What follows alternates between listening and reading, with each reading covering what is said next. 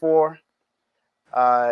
Tony has been waiting for this for days. He wanted to come on yesterday and talk about it before the game. He wanted to do it last week before the game even started. He was like, "Yeah, I want to be able to." I was like, "Look, just take your time. We got you. We got you. Let's wait until after the game."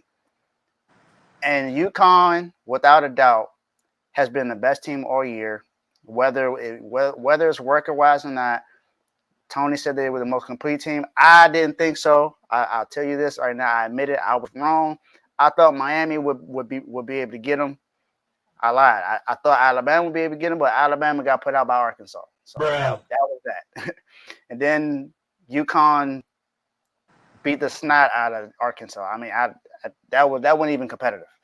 So, and UConn has pretty much done that the entire way through the tournament. So it's been the most dominant since what, 1999? Most dominant championship since 1999. UConn has now is tied 4th for the most championships in the NCAA with Duke, and I think there's a few other teams. They have more than Kansas, who only has 4. So, can we now call UConn a blue blood? They got more championships than Kansas, so I mean, you kind of got to put them in there, and they're undefeated in the championship game. So Tony, the floor is yours. You pretty much said that y'all were going to win it all year. Explain yourself. Man, I've been waiting for this, right? I've been waiting for this because, I don't, no disrespect to other teams, right? Other teams are great.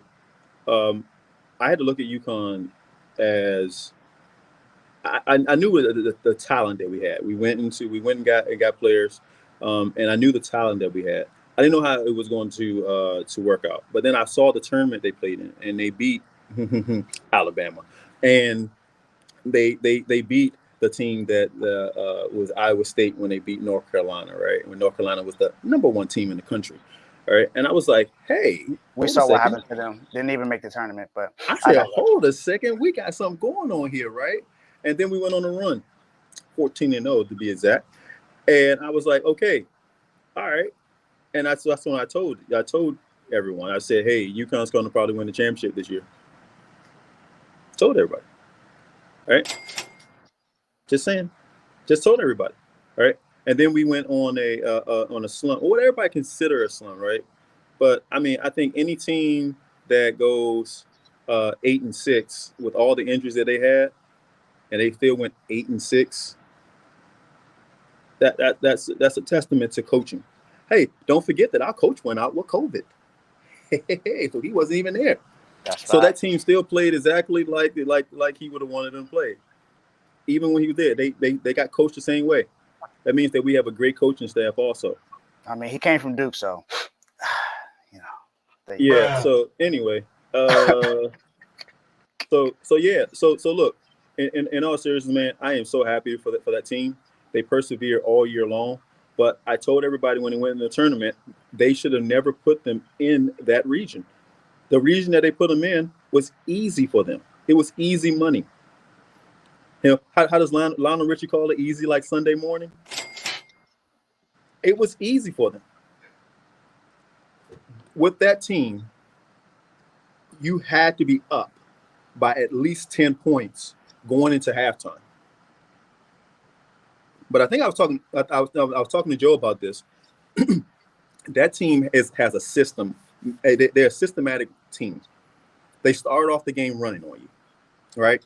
From 20 minutes in until about 13, right? And then they slow it down from 13 minutes until about 6 minutes. They slow it down, and then that's right around where the TV timeout comes in. And then they come in and they go into a run that starts from like the 6th minute of the first half that goes until like the 13th minute of the second half. And as you saw, they started blowing teams out. Everybody was talking about, oh, Iona's up on them. They're not that good. Beat them, son. Beat them by double digits. Oh, man, Arkansas's defense is like this. It's great. We held them to what 33% shooting, I think it was. I mean, they were out there shooting shots like they were doing layup drills. They were just hitting all backboard and coming off. Right? They couldn't buy a bucket, right? And even if they could buy it, they couldn't afford it. Dang. Tell them to bring me my money. So look. Then they go on and the next team wasn't even worth mentioning because they were there, but they were on the court, but they weren't there. But the team I like to talk about is Gonzaga, because everybody was talking about how Gonzaga was this efficient scoring team and how they were going to beat them by 28. Full disclosure, me and Carl were in the chat, had no respect for Gonzaga at all. We were like, I know, I saw that. They are not. We've seen Gonzaga been here and supposed to have gotten there so many times, and we know that it just does not work out. So I was like, I ain't falling for it. Gonzaga ain't it. If they play against UConn, UConn gonna beat them by double digits. And Carl came on the show and said that they're gonna win by double digits. And that's exactly what happened. Hey, you know why? You know why they beat them like that? Because as my man in wrestling says, there's only one word to describe Gonzaga, and I'm going to spell it out for you. SAAFT. Soft. They soft, buddy. They soft. They had way too many great teams that over in Gonzaga where they should have won at least one championship, and they yet to do it. Facts. You know why? Because they soft. Yep. They had Adam Morrison. He's soft. Look at him in the league. He's soft. Yep. Couldn't do nothing. He's not even tough enough to be called Sherman. Bruh. Dang. That's what you all call right? man. I'm just saying. And then if this Miami team, right? Carl, I accept your apology. Right? Just want to say that live. However, I accept the apology. Right? Right. But those boys weren't ready. They weren't ready for that storm. They can't shoot, first of all. They can't shoot. They hit a lot of lucky buckets in the tournament. They're not shooters. They're guys that bang. They got to go down low. The problem is that we bang harder. Pause. Bruh. I was waiting to hear you. I waited to see if you caught that. Anyway. Oh, sorry. Yeah, I wouldn't. But no. In all seriousness, I said it last night, man. San Diego State. It was a great team. They actually been a great team for a while. I just want to give them their flowers, man. They are a great team. All right. My man shouldn't have cried last night like he did. All right. There was nothing for him to cry about. Looked kind of ugly while he did it, but he should have never cried last night. Actually, you know what? I told you this last night, but he looked just like Red Grant, the dude who tried to run from the mayor of DC. He did. My man that was with Cat Williams. He looked just like us. But yeah, they got nothing to apologize for. But guess what? All y'all saw, like I said in the chat last night, all y'all saw was the remake of what my college football team did to TCU. I gotta say this too. Shout out to Tony. He pretty much owns college sports right now. Georgia beat TCU without a doubt. And then here comes UConn and just dominates all the way through the tournament. So shout out. You know what's funny? Shout out to you when it comes to college sports, but pro sports, I'm sorry. You know what's funny? UConn wasn't ranked this year. When they started out, they weren't ranked. You know what the last team to win the national championship that wasn't ranked? UConn. Oh man, I'm telling you, isn't that the greatest thing in the world? They show you that you ain't gotta tell us that we're good. We're gonna show you that we're good. That's the difference between this team. Man, Jim Calhoun came on. I saw him today come on, and he was smiling. But you know, I can't really call it a tradition at UConn. You can't really call it a tradition because this is the third coach they won a championship with. One of them was I don't know what Kevin Ollie was thinking about, but he couldn't. You know, he so many damn violations. This is why we haven't been that great in a while because we had to get past these violations that Kevin Ollie put out there, right? But then they go in and get a real basketball coach in Dan, and then look what happens. he comes in there and he tells people, "Hey, y'all better get us now because in a few years, y'all gonna have to watch out for us." And what happened? 5 years. It took him 5 years. This is 5th year. He told them in a few years they're gonna be dominant. And guess what? Shout out to Bobby Hurley. They're gonna be just as dominant next year. They got some kids on that bench right now, and they got some kids they're bringing in from the pool. It's gonna make them just as dominant. The only person they're really gonna lose this year is Andre Jackson. That's the only person they're gonna lose. The rest of the team probably gonna come back. Hawkins is the only one that's leaving. Hawkins hasn't said he's leaving yet. Wow. Remember what year is he in? Year 2. Yeah, I must say he's a sophomore, isn't he? Yes. Oh, wow. He hasn't said he's coming out yet. Sonogo's a junior. Sonogo says he's not coming. He's not coming out. Well, and you know what they're talking about doing? They're talking about starting Klingon and putting Sonogo at power forward. What? That's all right. Can we understand? Can we understand that? And they said that Klingon, who is a 7'2" guy, can shoot threes. Yeah, we saw that. We saw that in the championship game. He definitely attempted a couple shots and he made one of them. So just saying. What, 7'2"? 7'2". He out there swatting basketballs like Matumbo swat flies. Wow. Hey, I told you, come on and have your moment. You having your moment, man. Again, I'm gonna be quiet congratulations. now. I'm good. I got it all off my chest now. Sorry. But to answer your question, can you call him can you call him what? You asked, can you call him what now? Can you call him a blue blood?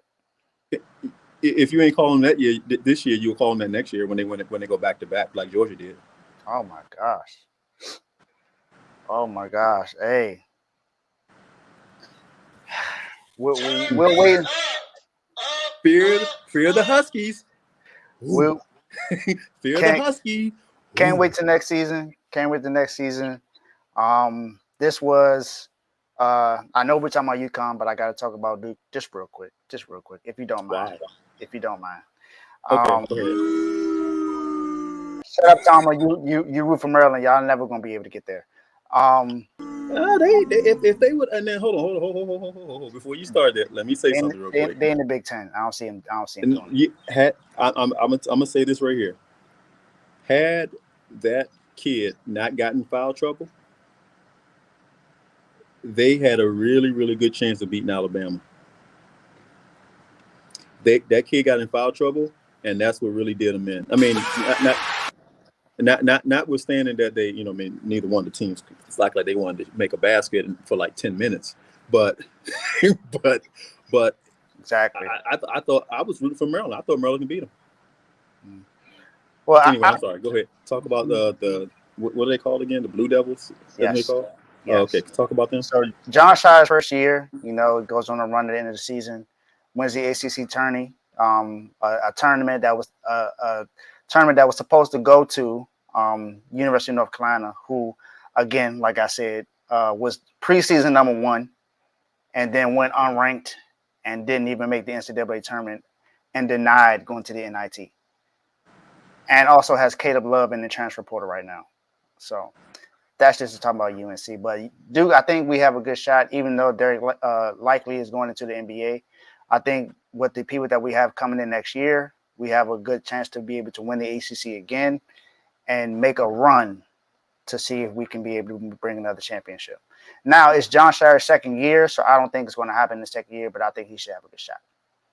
Hey, so I want to address the comment and that just came up there, right? Can you put that last one back up? Yeah, that one right there. UConn lucky, Alabama lost. You do know that UConn beat Alabama early in the season, right?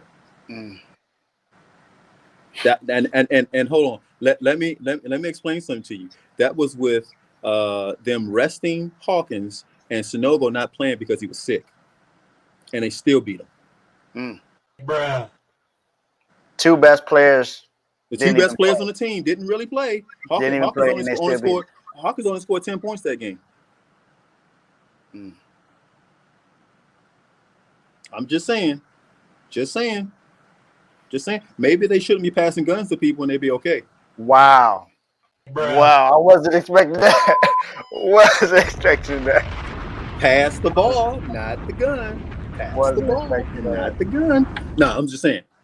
Oh, Bruh. man, Bruh. man. Hey, again, congratulations, UConn. Congratulations to you, big bro. Now